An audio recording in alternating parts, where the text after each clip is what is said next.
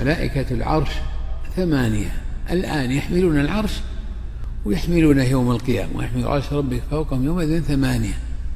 قيل إن الله لما خلقهم قالوا ربنا لما خلقتنا؟ قال خلقتكم لحمل عرشك. قالوا سبحانك ومن يطيق حمل عرشك وأنت فوقه؟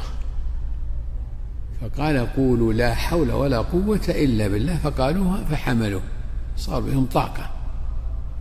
قال العلماء رحمه الله إن لا حول ولا قوة إلا بالله تقال على سبيل الاسترجاع، على سبيل الاستعانة بالله عز وجل والبراءة من الحول والقوة، لا على سبيل الاسترجاع.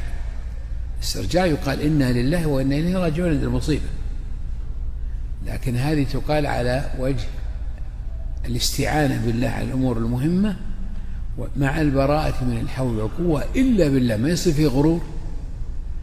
وقالوا إنها مجربة في الدخول على جبابرة الحكام الظلمة وفي حمل الأشياء الثقيلة الصعبة ومواجهة النوازل التي يبتلى بها بعض الناس من الديون والهموم والظلم وغير ذلك.